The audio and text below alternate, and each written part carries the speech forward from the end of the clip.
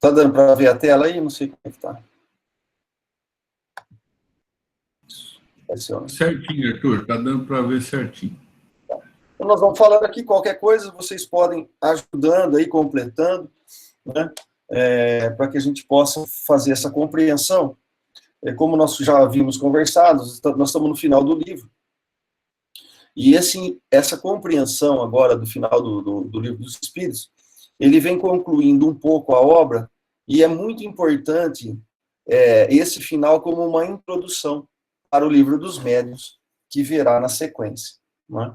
Então, nós estamos aqui no capítulo de Penas e Gozos Futuros, no item 2, Intuição das Penas e dos Gozos Futuros.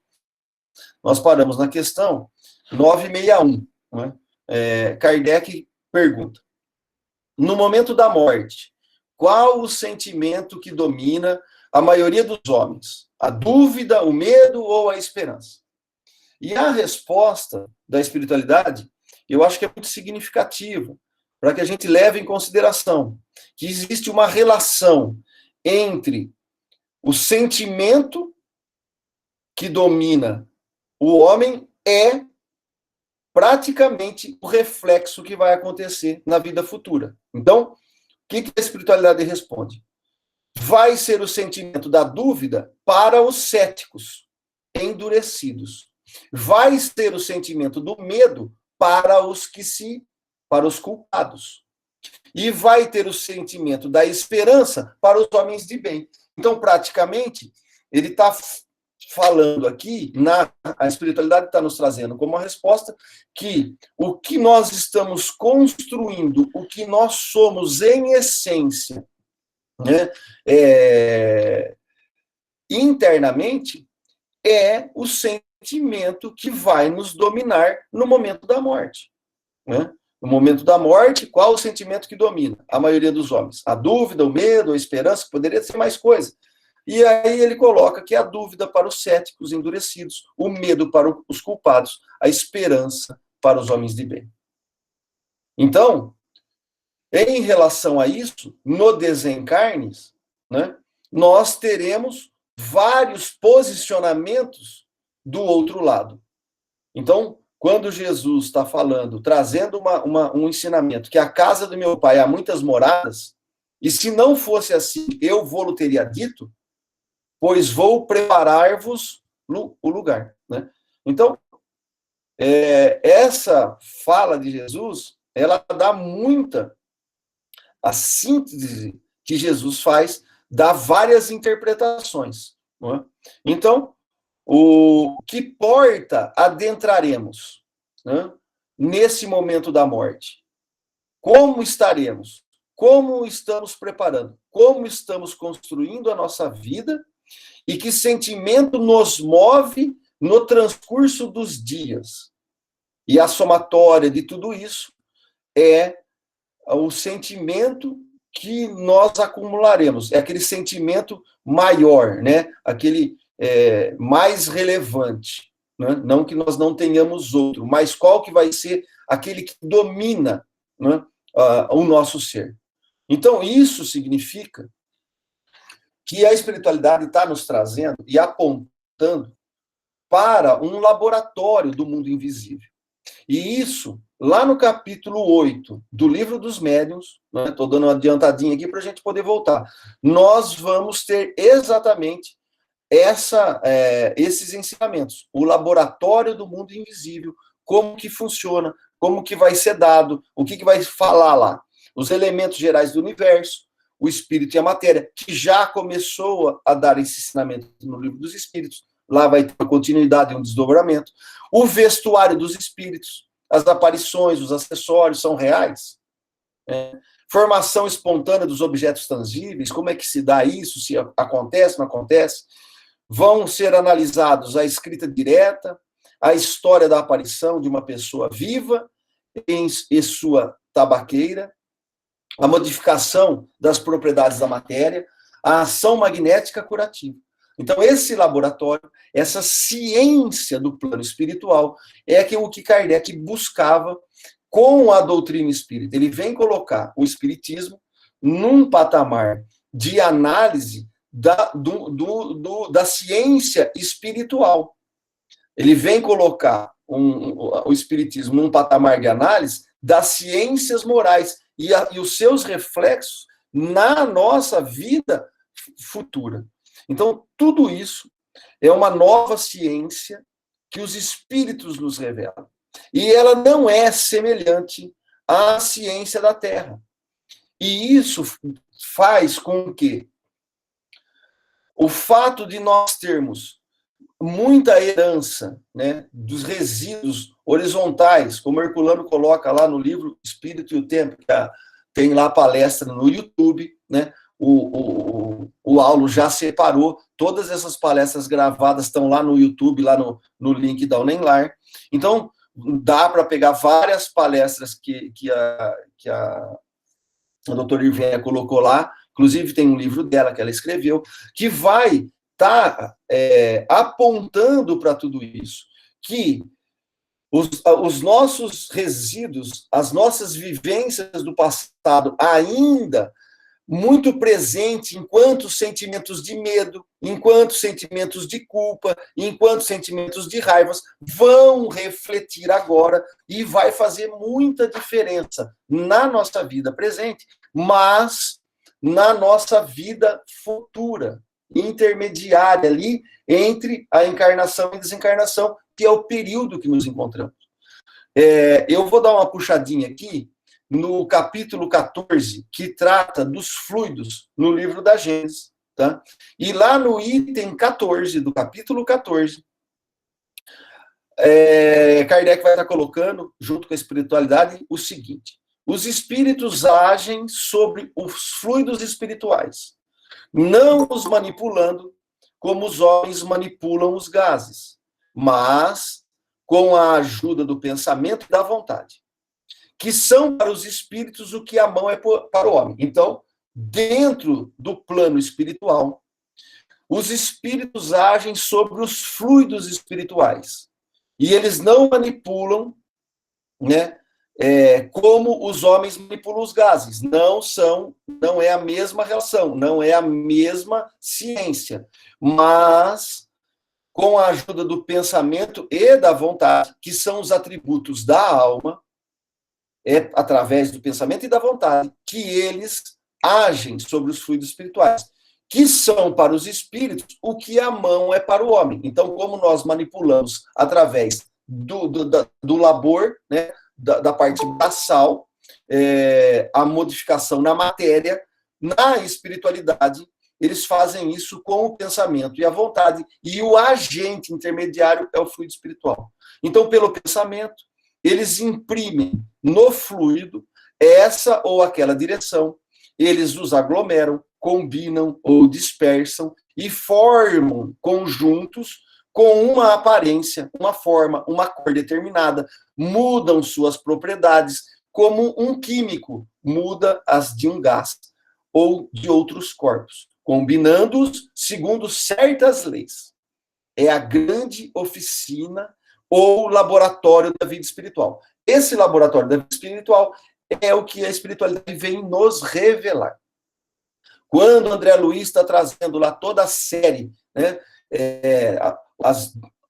13 livros, tem o Nosso Lar, depois 12 mensageiros falando através de André Luiz, trazendo ensinamentos de como que funciona essa oficina e esse laboratório da vida espiritual. Algumas vezes, continua Kardec, essas transformações são o resultado de uma intenção, mas frequentemente são o produto de um pensamento inconsciente, pois basta o espírito pensar uma coisa para que ele seja feita. Então, se o sentimento que me predomina é de medo, e eu estou pensando com o medo preponderante, o que eu vou criar do outro lado? Se eu estou com um sentimento de culpa, de remorso, de raiva, de vingança, de ira, e pelo pensamento inconsciente, basta eu pensar para que a coisa seja feita. O que eu estou criando do outro lado? É assim por exemplo, que um espírito se apresenta à vista de um encarnado dotado da vista espiritual, sobre a aparência que tinha quando estava vivo, na época em que o conheceu, embora já tenha tido várias outras encarnações. Ele se apresenta com as vestes, os sinais externos, enfermidades, cicatrizes, membros amputados, que tinha, né, um decapitado, se apresentará sem cabeça. Olha o que eles falam aqui. Não digo que tenha conservado tais aparências. Não. Certamente porque, como espírito, ele não é coxo, nem maneta, nem caolho, nem decapitado. Mas seu pensamento, se reportando à época em que era assim, seu perispírito toma instantaneamente sua aparência, a qual muda também instantaneamente. Se ele havia sido uma vez negro ou outra vez branco, ele se apresentará como um negro ou como um branco, de acordo com qual das duas encarnações ele seja evocado. E para onde vá o seu pensamento. Por um efeito análogo, o pensamento do espírito cria fluidicamente os objetos que estava habituado a utilizar. Um avaro manejará o ouro, um militar terá suas armas e seu uniforme, um fumante, seu cachimbo, um trabalhador, sua charrua, seus bois, uma velha mulher, sua roca.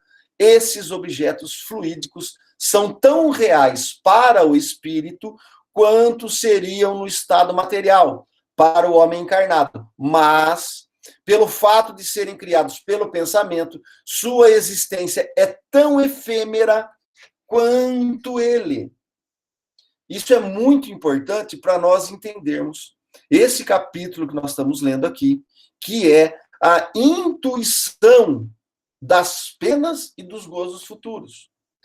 Nós temos que entender que o nosso pensamento, as nossas emoções, os nossos sentimentos desregrados nos prejudicam.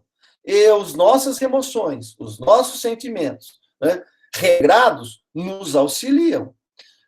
E tudo, no caso do lado errado, né, da raiva, da ira, do fogo, né, são criados pelo pensamento, aonde a sua existência é tão efêmera quanto aquele início da criação disso. E lá no livro dos médiuns, eu não vou ler aqui, mas tem lá no capítulo 8, um capítulo inteiro para ficar esclarecido isso. E isso é muito importante para que nós possamos compreender como é que funciona o plano espiritual e muito importante para quem for lidar com o contato com os espíritos, para não cairmos na ilusão, na efemeridade do que o próprio espírito está criando. Então, ele não é coxo, ele não é decapitado, o espírito não é maneta, né? Ele não queima, ele não sente frio, mas por um estágio evolutivo e um condicionamento físico e os temores incutidos em nós, nesse processo de desencarnação, nós vamos criar da nossa, é deliberado isso, não é uma criação de Deus, é uma criação nossa, de lugares aonde nos encontraremos. E é isso que eu vou tentar aqui, a gente colocar isso para compreender o que Kardec estava querendo, né, revelar através dos ensinamentos que os espíritos deram. Né? Então, nós vamos encontrar, vou deixar uma dica aqui para quem quiser procurar isso, depois também, se quiser, pede no grupo aí eu salvo tudo em PDF, essas coisas aqui, posso passar, não tem problema nenhum. A Revista Espírita, julho de 1859, vai ter um caso do o Suavo de Magenta. É um soldado que morre em batalha. E ele vai ser invocado pela Sociedade de Estudos Psicológicos, e vai ser inserido na Revista Espírita, e vai contar o caso dele lá, e vai ser subsídios para escrever o Livro dos Médiuns, e depois também sustentar esse relato na Gênesis. Né? Na questão, se vocês quiserem ir perguntando aí alguma coisa, pode ir falando. Só apertar o microfone ou escrever. Na 962, por que ascéticos, desde que a alma traz para o homem o sentimento das coisas espirituais? Então, Kardec começa a questionar por que existe, né, o ceticismo, desde que a alma tem esse sentimento inato, né, das coisas espirituais. E a espiritualidade fala que essa análise, ela é meio que falsa ou equivocada, porque eles trazem dados, são em menor número do que supões. Então, a nossa análise, muitas das nossas análises que nós fazemos, nós não conseguimos penetrar com profundidade, né, os sentimentos reais dos espíritos. Emmanuel chega a dizer, né, que a crença íntima é inacessível ao ser humano. Então, a espiritualidade está falando que esse sentimento inato, ele não é... Ele é muito maior do que nós supomos, né? A gente pode fazer uma varredura hoje a nível de estatísticas e ter uma representatividade que muitos falam céticos, ateus, não tem religiões, e não tem isso, não tem aquilo. Mas a espiritualidade fala que são em menor número do que supões. Muitos se fazem de espíritos fortes durante esta vida, por orgulho. Mas no momento da morte, não se conservam tão fanfarrões. Então, existe uma carapuça, existe um forçar de ser o que não somos, de querer insistir, de nos apresentarmos no mundo o que realmente, em essência, não temos. É mais ou menos quando que a gente sai ali para começar a vida a se impor na sociedade, e aí nós estamos lá na juventude, né, na parte da mocidade. Então, para que a gente se afirme, nós vamos aceitando as regras dos grupos, das gangues, né?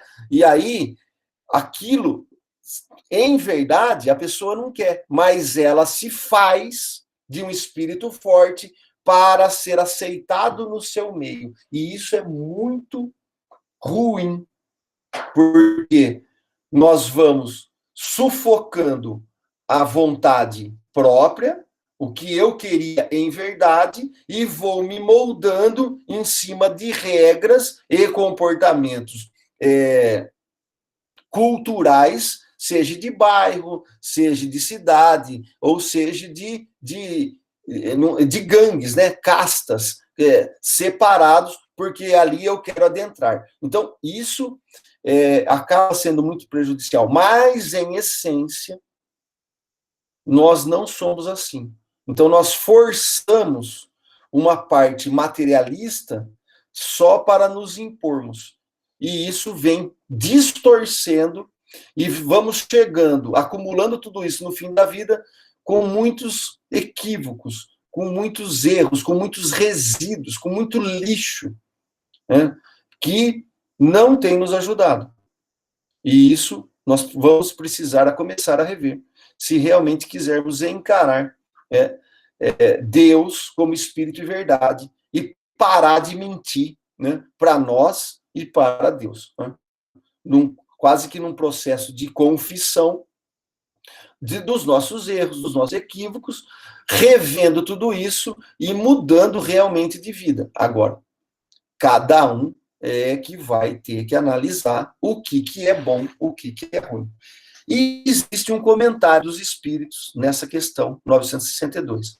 A consequência da vida futura decorre da responsabilidade dos nossos atos. Lembrando que um ato, né, várias vezes repetido, vira hábito. E o hábito, se for bom, se torna uma virtude.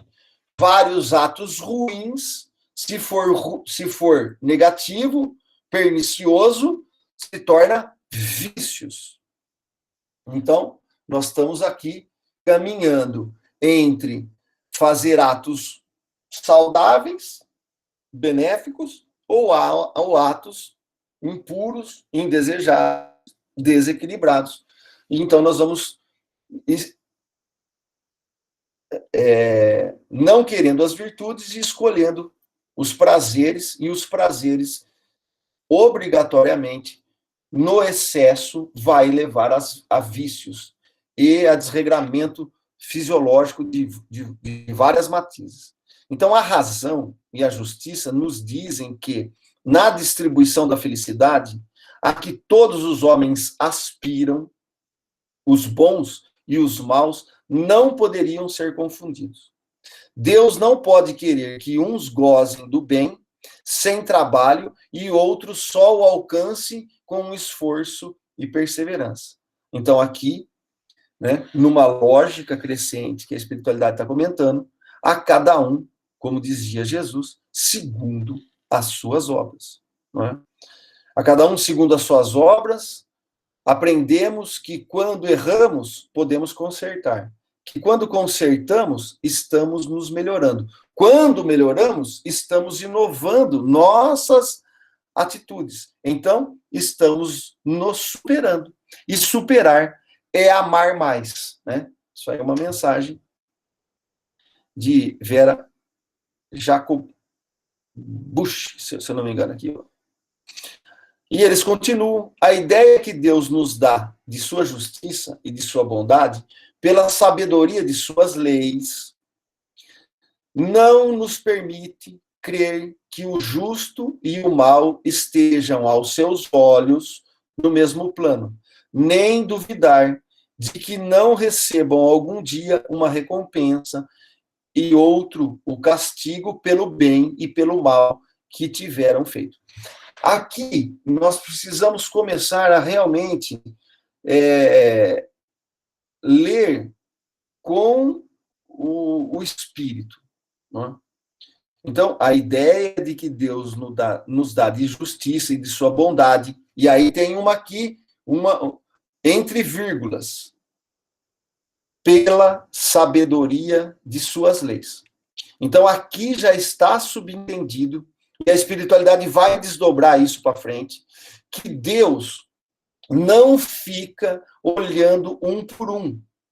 A justiça e a bondade de Deus, ele regula tudo pela sabedoria de suas leis. E aqui é muito importante a gente gravar isso, porque nós estamos lidando com leis imutáveis, e não são leis que favorecem um ou prejudicam o outro. São leis da alçada divina. Então, ele regula tudo, Deus, no planeta aqui, pela sabedoria de suas leis. É isso que eles estão revelando. Inclusive, para todos os outros mundos, porque Deus tem que fazer uma lei só. Então, não nos permite crer que o injusto e o mal estejam aos seus olhos no mesmo plano. Quer dizer, Deus criou uma legislação. Então, aos olhos dessa lei, vai ter diferença em função dos atos e dos hábitos que cada um está transitando, seja no plano encarnado, seja no plano desencarnado. É por isso que o sentimento inato de justiça nos dá a intuição das penas e das recompensas futuras. E aqui também é muito interessante, porque nós temos dentro da gente um sentimento inato que, se eu estou fazendo um ato errado, né, aquilo está me chamando a atenção.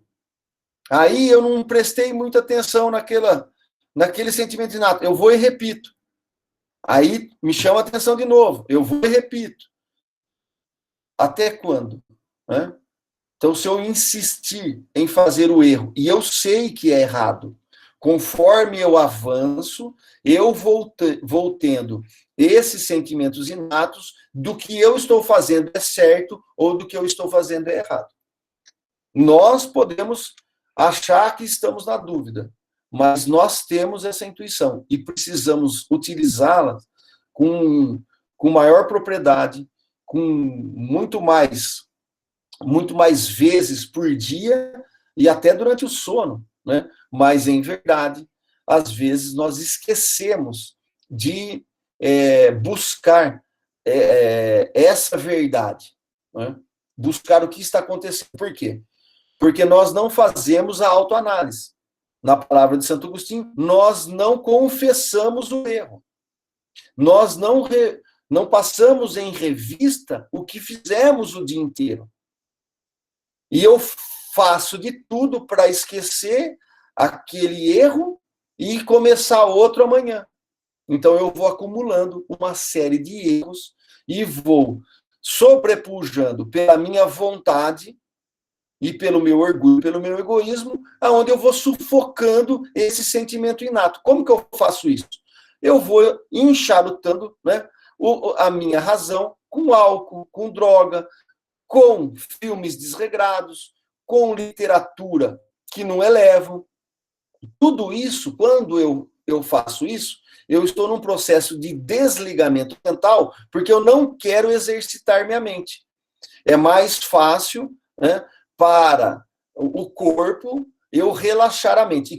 E qual que são os processos de relaxamento da mente? É os processos químicos, né?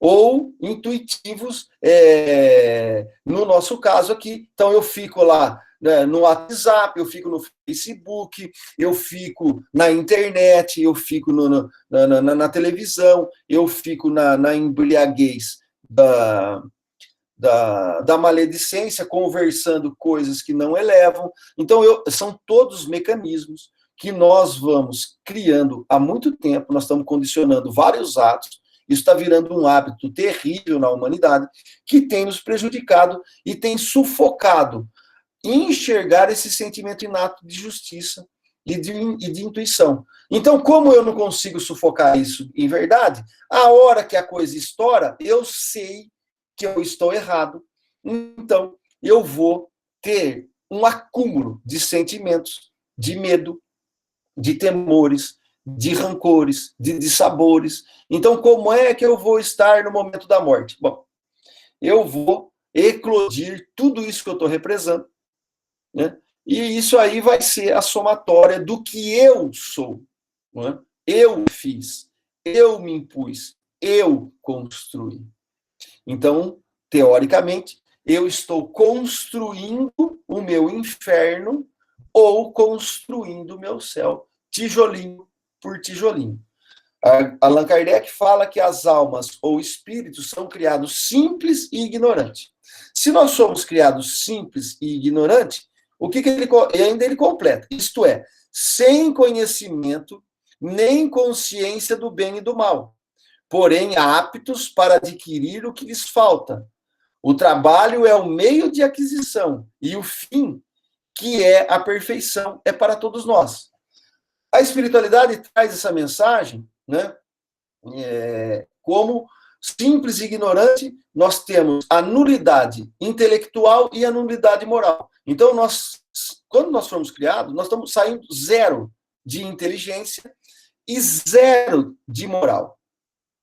Então, eu tenho que construir tudo isso.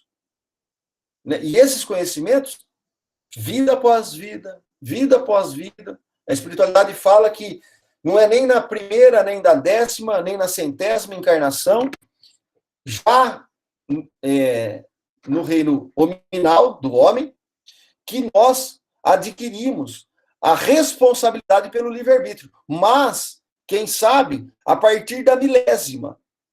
Porque através de várias e várias vidas que eu vou tendo a condição de desenvolvimento intelectual, vou ter capacidade de analisar o bem e o mal, e aí sim eu começo a ter a responsabilidade pelos meus atos. Então, a responsabilidade nossa é completamente diferente do que daquela tribo de 5, 10 mil anos antes de Cristo. Porque as condições e o conhecimento era diferente e a responsabilidade aumenta conforme eu dou conta de escolher. Então, as escolhas sou eu que faço e a colheita é em cima da responsabilidade que eu realmente tenho. E isso, eu estou colocando aqui, eles vão desdobrar tudo isso nesse comentário para frente. Tá? Então, se nós quisermos compreender um pouquinho mais sobre tudo isso, é interessante lermos o livro O Céu e o Inferno. No item 33, podendo todo homem libertar-se das imperfeições por efeitos da vontade, pode igualmente anular os males consecutivos e assegurar a futura felicidade, a cada um segundo as suas obras, no céu como na terra, tal a lei da justiça divina. Isso está desenvolvido lá na primeira parte, capítulo 7, Código Penal da Vida Futura. Então, é muito importante nós lermos para que a gente não formule conceitos que não são do espiritismo. Mas, às vezes, o movimento espírita traz enxertos de resíduos de outras religiões, e aí, por falta de conhecimento, vira uma salada mista. E isso é muito ruim, porque a gente não sabe onde nós realmente estamos. Né? Então, tem uma pergunta aí? O Edson, né? Esse sentimento inato é do encarnado? Certo. Porque esse sentimento pode ser nato no espírito que traz de outras vivências. Se eu entendi aqui, Edson, as tuas colocações aqui, esse sentimento, ele é inato. Você quer falar aí para a gente? É do que traz aqui. Deixa eu ver aqui agora. Não sei onde que. Esse sentimento inato de justiça, né? E da intuição das penas e recompensas futuras. Nós temos isso porque Deus, nos outros reinos, ele comanda tudo através de leis. E essas leis, elas estão ligadas aos instintos. Então, o animal, ele pouco erra.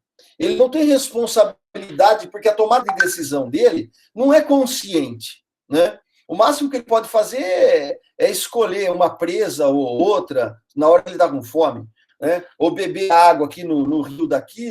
Então, essas escolhas são preparos. Mas o sentimento inato da justiça e dessas leis, nós temos para conosco. Porque já vivenciamos toda a parte instintiva, e o instinto nós temos, né? E a espiritualidade vai falar que, se bem utilizado o instinto, nós não erraríamos. Mas, como estamos fadados à evolução, o nosso crescimento intelectual, o nosso desenvolvimento da razão, ele tem a meta de, um dia, sobrepujar o instinto.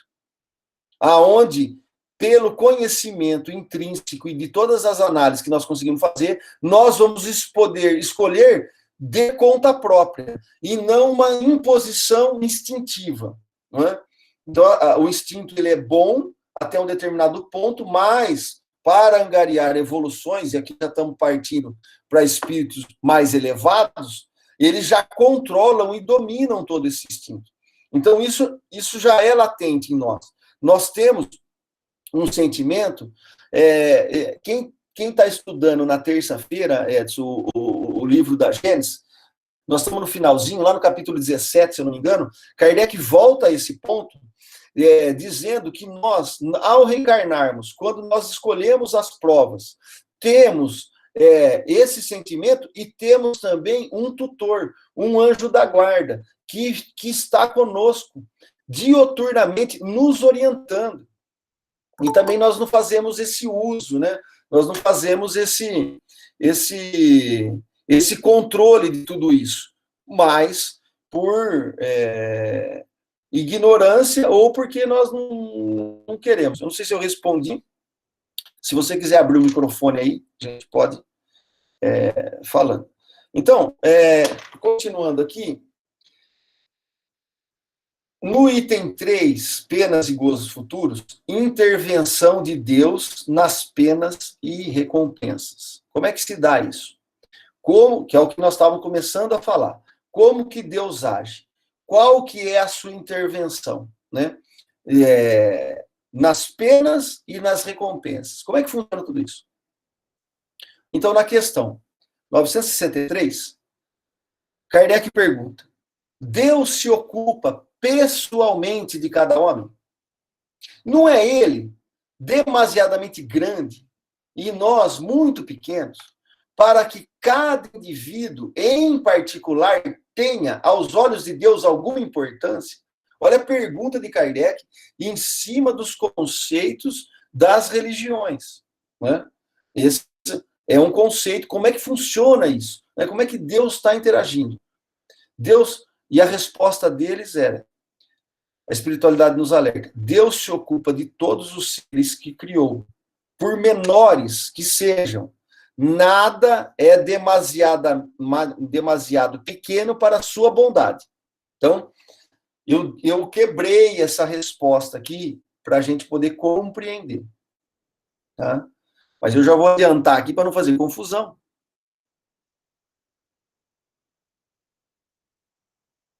Deus tem suas leis que regulam todas as vossas ações. Então, a primeira parte da resposta é: Deus ocupa pessoalmente de cada homem?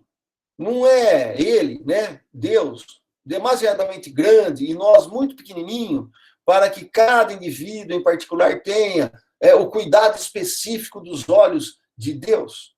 Então, Deus se ocupa de todos os seres que criou, por menores que sejam. Nada é demasiadamente pequeno para a sua bondade, porque ele faz isso. Deus tem as suas leis que regulam todas as vossas ações, todas as nossas ações. Então, é através das leis que Deus regula tudo isso. Então, nós vamos, com isso, tem lá a primeira pergunta do Livro dos Espíritos, os atributos da divindade. E lá vai ter lá único, imaterial, eterno, onipotente, justo, bom, imutável. E é assim mesmo. Não é? O que eu queria deixar aqui para vocês é o seguinte. Em 1868, na Revista Espírita, 1868, Kardec, né, ele está lúcido, está no final da obra, está no começo. Né? O Livro dos Espíritos é 1857, ele desencarna em 1869. Então, nós estamos lá em novembro de 1868. Estava ali 4, 5 meses para o desencarne de Kardec. Segundo Allan Kardec, lá na Revista Espírita de novembro, é só procurar lá, o espiritismo é o desenvolvimento do espiritualismo racional. E aí eu fiquei, por que ele está falando isso? A mais enérgica reação se opera em favor das ideias espiritualistas. E que, como dissemos, toda defesa do espiritualismo racional abre caminho para o espiritismo, que é o seu desenvolvimento, combatendo os mais tenazes adversários, o materialismo e o fanatismo. Quando Kardec coloca isso, eu voltei para começar a estudar um pouco disso. E, para minha surpresa, né, eu vou fazer essa introdução para a gente poder compreender como é que Deus está regulamentando tudo isso por leis. Né? Lá na Universidade de Sorbonne, em 1830, sai um pouquinho antes, ele sai lá uma pesquisa, um desafio. Como que poderia ser encontrado? Como que os hábitos, né, e os atos da pessoa interfeririam e quais seriam os reflexos de tudo isso dentro da fisiologia e dentro da psicologia. Mining de Bíblia ganha o concurso e o que ele colocou ali como início do espiritualismo racional, foi adotado na Universidade de Sorbonne em 1830. Era aplicado na universidade e, a partir dali, passou a ser aplicado nas escolas fundamentais. Então, nós temos lá Paul Janet, Victor Cousin, né, Howard Collard, Theodore Joffort, e, por incrível que pareça, na Biblioteca Nacional, nossa, se nós entrarmos na Biblioteca do Estado, né, lá, aqui do Brasil, nós vamos encontrar esse tratado, né? Eu até, outro dia faz um tempo, eu passei por aulas, a dona Irvênia estava tocando num assunto, eu tenho isso, quem quiser, eu tenho em PDF, eu passo para vocês. Tem o primeiro tombo e o segundo tombo. Isso era dado na Universidade do Império, na Escola do Império, aqui no Brasil, em 1885. Mas já era aplicado na Sorbonne em 1830. E Kardec dava aula junto com esse povo. E os tratados que Kardec escrevia e os estudos que ele escrevia também estavam transitando ali. Então, Kardec sabe o que ele está falando, que o espiritualismo racional, ele é o desenvolvimento do espiritismo. Ele está afirmando no final da vida dele. Eu acho que isso é relevante. Né? Então, nós vamos achar lá, por exemplo, né, o tombo segundo, as ciências filosóficas, ele vai falar da moral teórica, a moral prática, as ciências metafísicas, a teodiceia. E eu lendo o livro, eu estou estudando lá, no tombo segundo, porque primeiro eles vão colocar o seguinte: primeiro se estuda o homem para chegar a Deus. Então lá tem todo no primeiro tratado, né, é um livro de quase 600 folhas, no primeiro tombo, depois tem o segundo. Ele vai trazendo, né, toda a moral, o dever, o homem, a alma encarnada, o homem é uma alma encarnada, vai falar dos animais, né? Vai falar que os animais têm alma, vai trazer todos esses princípios. E no segundo livro, lá pela página 297, há, portanto, 2 métodos para determinar os atributos de Deus. Primeiro, o método negativo, que consiste em suprimir os limites da criatura. O segundo, o método analógico, que transfere a Deus, sobre forma eminente, os atributos da criatura. Então, esses atributos, né, os princípios de tudo isso, desses atributos são a unidade, a simplicidade, a imutabilidade, a eternidade, a imensidade. E eles vão descrever o que é a unidade. Há um só Deus e não pode haver outros. Né? A simplicidade. Deus não é composto de partes. A imutabilidade. Deus não pode mudar. A eternidade. Só porque Deus... E assim vai. Então, o que eu estou querendo trazer aqui é que isso, para a França na época, era corriqueiro. Isso já tinha 2 correntes, a espiritualista e tinha a dogmática. Você tinha a escola da Igreja Católica, Apostólica Romana, e você tinha uma outra corrente, que é onde Kardec estava inserido, que vinha, e aí vem de Pestalozzi, que vinha formando o ser humano de outra maneira. Aonde era estudado o ser como uma alma encarnada. Isso era dado na escola, no fundamental. Esses princípios de Deus eram estudados na escola. Quando vem a primeira resposta do Livro dos Espíritos, os Espíritos eles estão trazendo os conhecimentos que nós, naquela época, a humanidade dava conta de entender. E isso é muito relevante, porque tudo isso aqui que ele está colocando da intervenção de Deus e das penas e recompensas, nós temos que textualizar para compreender quais são os atributos divinos, como que ele regula isso, como que está fazendo. Então, a espiritualidade está trazendo que Deus, ele vai regular e ocupar de nossos atos, né, para uma recompensa ou uma punição, né, de qualquer detalhe, por mais insignificante que seja, porque Deus tem as suas leis, e é através das leis que regulam todas as vossas ações. Então, as leis universais, né, são os princípios que regem a evolução. Então, não está Deus ali, de corpo presente, vendo a gente no banheiro, vendo a gente carpir a grama, vendo a gente trabalhar. Ele dá uma liberdade e dá uma lei igual para todo mundo e cria todo mundo igual, simples e ignorante. E através dessa lei, ele dá todo o processo de conquistar a evolução. E mais ainda, ele nos dá irmãos mais velhos para nos guiar 24 horas por dia, né? Contando o tempo da Terra. Né? Então, se a gente for lá em Levítico, né, lá no Antigo Testamento, só para entender que as coisas estão conectadas, se andardes nos meus estatutos e guardardes os meus mandamentos, e se os fizerdes, então eu vos darei as vossas chuvas a seu tempo, e a terra dará a sua novidade, e a árvore do campo dará seu fruto. O que ele está falando aqui?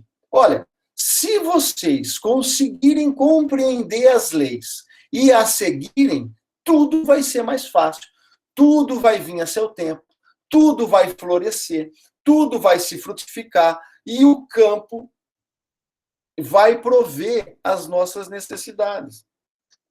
Mas para isso, nós precisamos conhecer as suas leis. Nós estudamos aqui no Livro dos Espíritos as leis morais, lei divina ou lei natural, aonde lá nós passamos a lei de adoração, a lei de trabalho, a lei de reprodução, a lei de conservação e a lei de destruição. E se nós não conseguirmos entender que Deus rege a nossa vida por leis e a gente quiser comer o fruto, né, da sabedoria, achando que nós vamos burlar a lei de Deus, em verdade, aquele que assim fizer morrerá. Na parábola da serpente, do Adão e da Eva. Porque tudo foi feito para nós. Mas uma coisa só te peço: não comam a árvore da sabedoria. Não queiram ser maior que eu. Não queiram entender tudo de uma vez só, né? Vamos sendo... Pode fazer tudo, mas só não pode, né, achar que nós somos maiores que Deus e que nós já não dependemos mais do Pai. Quero a herança e aí eu vou viver a minha vida do jeito que eu quero, porque eu já sou crescidinho, né? Então eu já sei que tudo que é bom para mim. E aí Jesus traz isso na parábola, várias parábolas. Uma delas é a do filho pródigo, né? Os dois irmãos lá. Então, esse conceito de lei natural, para a doutrina espírita, a lei natural informa a doutrina espírita é a lei de Deus. A única lei verdadeira e indispensável à felicidade do homem. Por quê? Lhe indica o que fazer e o que não fazer. E só é infeliz quando dela se afasta. Percebe por que eu estou tentando trazer tudo isso?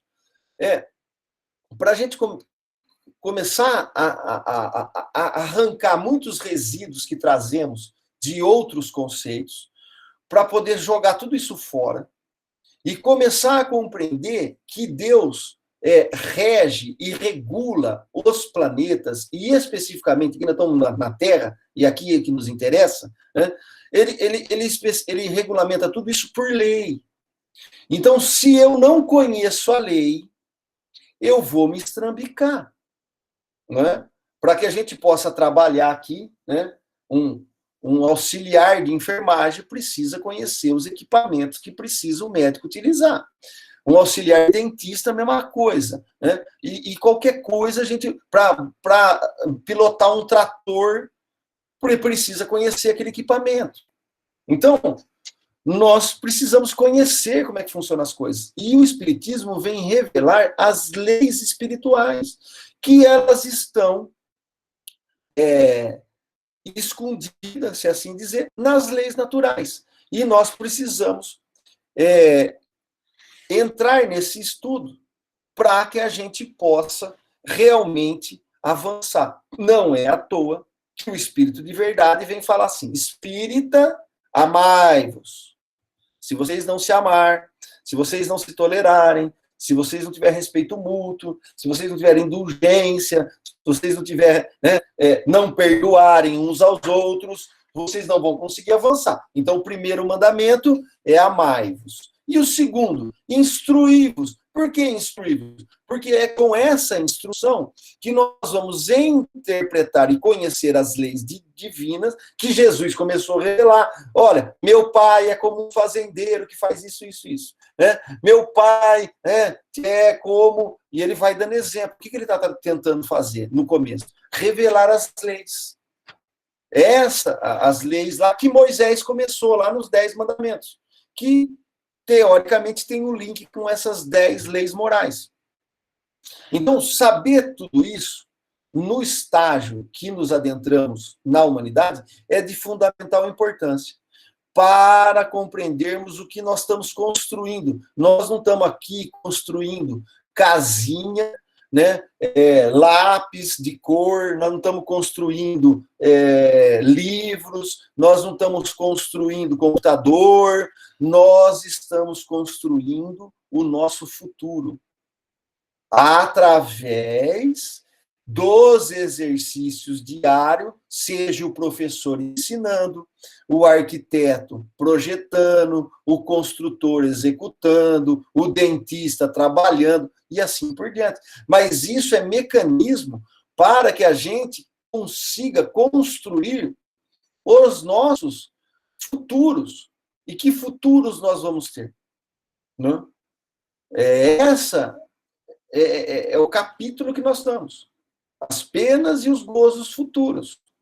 E o que nós temos que dar conta de compreender é que cada ato, seja bom ou ruim, que cada hábito, seja bom ou ruim, que cada intervenção no planeta, seja no lazer, seja no trabalho, seja no consolo, seja no xingamento, nós estamos, em verdade, construindo o nosso tempo, o nosso futuro, o nosso lugar. E isso é relevante. Né? E é isso que nós vamos adentrando para poder ir continuando. Né? Então, está continuando ainda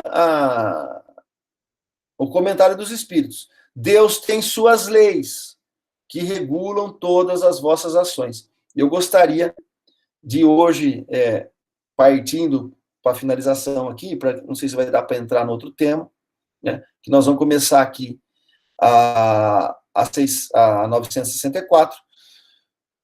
Deus tem as suas leis que regulam todas as vossas ações. Disse Jesus aos judeus que havia criado nele, que haviam crido nele: se vocês permanecerem firmes na minha palavra, verdadeiramente serão os meus discípulos e conhecerão a verdade. E a verdade vos libertará. Então, o que ele está falando aqui? Se nós permanecerem firmes nas leis naturais, nas leis divinas, verdadeiramente seremos os discípulos de Jesus. E vamos, devagarzinho, conhecendo a verdade. Porque nós vamos, com atos errados, vai ter aquela intuição inata, que vai me alertar, estou no caminho errado, larga aquilo, tenta de outro jeito, aí eu faço a coisa certa, eu também tenho uma inspiração, eu também tenho um sentimento inato que eu estou no caminho certo, e isso vai fazendo com que eu conheça a verdade. Eu vou parando de mentir, e eu vou revelando verdades em mim, e essas verdades vão aparecendo, e elas vão me libertando. Esse é o caminho. E isso é regulado por leis.